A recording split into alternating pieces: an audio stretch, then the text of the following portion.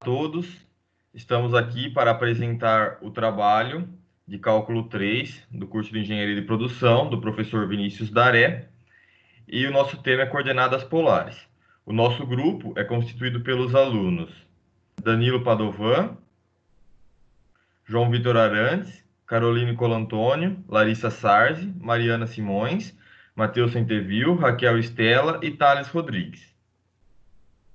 Fazendo uma breve introdução sobre coordenadas polares, ela não tem uma data certa de descoberta. Ela surge a partir do século IX. A gente pode identificar as coordenadas polares como um sistema de coordenadas bidimensional em cada ponto do plano. E é determinada por uma distância e um ângulo em relação a um ponto fixo de referência. Esse ponto, ele é chamado de polo, e a semi-reta do polo, na direção de referência, ela é conhecida como eixo polar. Existem várias referências que fazem introdução ao tema de coordenadas polares, mas a história completa dela é descrita no livro Origin of Polar Coordinates, que em tradução livre significa Origem das Coordenadas Polares, do professor Julian, da Universidade de Harvard. Então, falando um pouquinho da aplicação das integrais, quanto à fórmula que a gente utiliza para transformar, para converter uma coordenada cartesiana em uma coordenada polar, ou vice-versa, né? Esse R aqui na integral, nesta integral dupla, é um R de para-ordenado xy.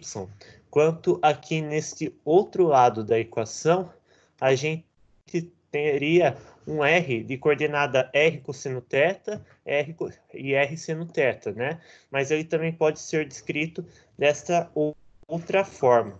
Então, eu não vou ficar explicando nesse momento como a gente chega nesta equação, mas esta integral é o que a gente utiliza para conseguir fazer esta conversão.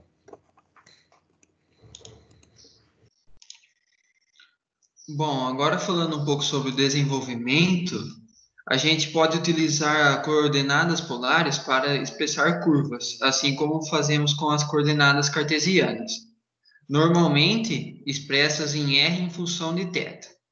Percebendo que as são mais facilmente expressas através de termos polares, é possível o cálculo de região delimitadas, onde a área é calculada através de uma integral definida.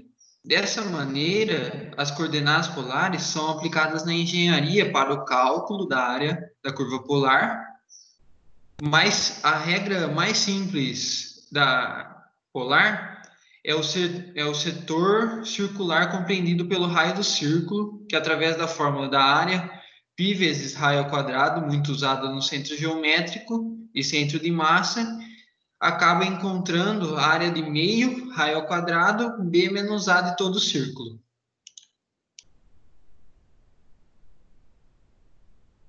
Bom, o sistema de coordenadas polares, o uso do par de eixos ortogonais não são a única maneira de se relacionar pontos do plano e pares ordenados.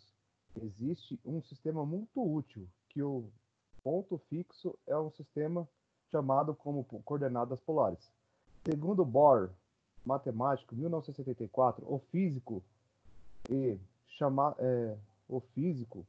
matemático Isaac Newton sugeriu 8 tipos de novos sistemas de coordenadas.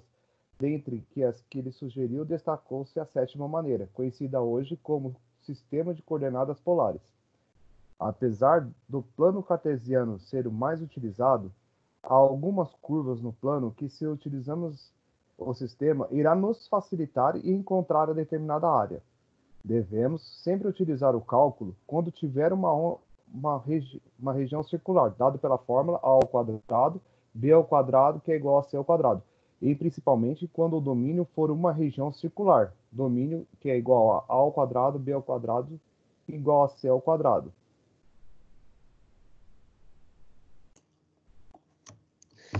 Então, para a gente converter as coordenadas cartesianas em polares, ou polares em cartesianas, a gente precisa ter em mente algumas relações, né? Algumas coisinhas, né?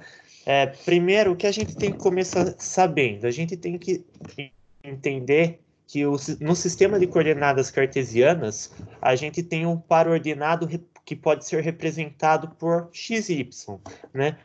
Agora, no sistema de coordenadas polares, este par ordenado seria representado por r e θ. O r seria o raio e o θ seria o ângulo, né? Neste primeiro gráfico, à esquerda, né, a gente tem aqui a representação só das coordenadas cartesianas, né? Um x aqui no eixo das abscissas e o y no eixo das ordenadas, representando as coordenadas de um ponto P.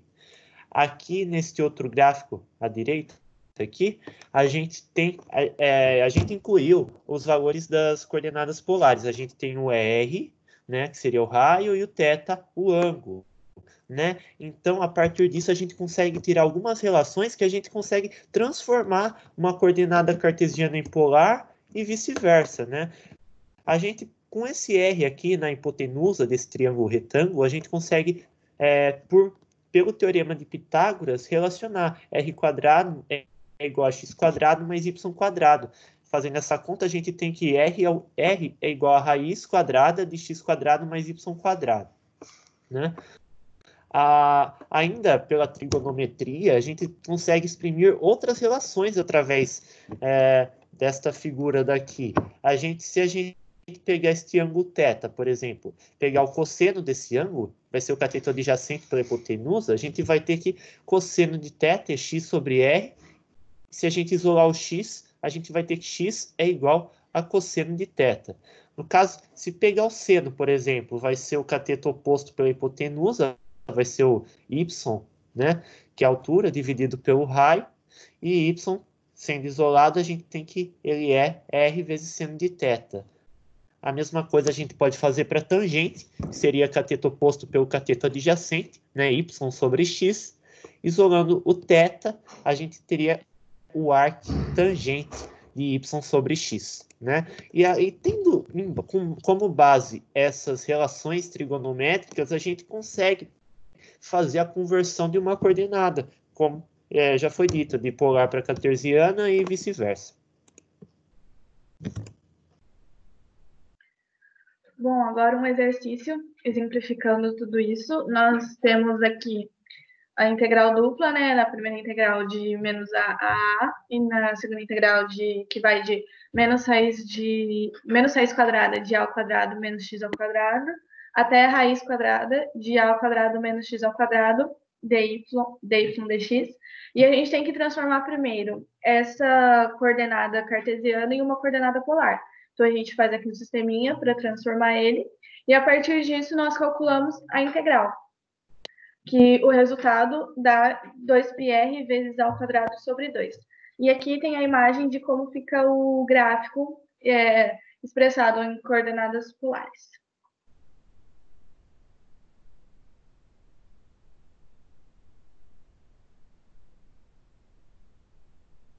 Nesse próximo exercício, a gente vai definir uma função de duas variáveis em coordenadas polares em uma região em forma de laço de rosáceas de 4 pétalas.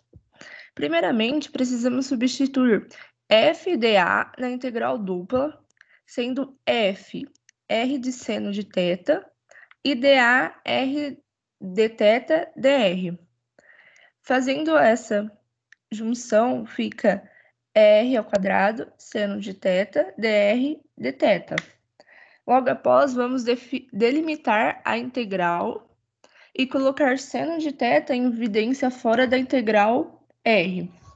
A partir daí, resolvemos a integral dupla normalmente até chegar no resultado de menos 1/3.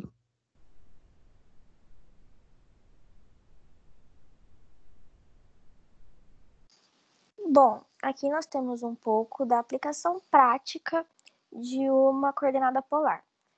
Ela é muito utilizada na posição e navegação, principalmente na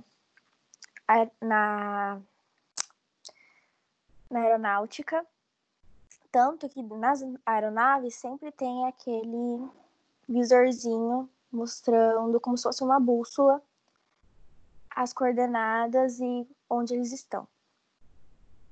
Um outro exemplo é a de modelagem, O sistema mostrando uma simetria radial fornece configurações naturais para o sistema de coordenadas polares.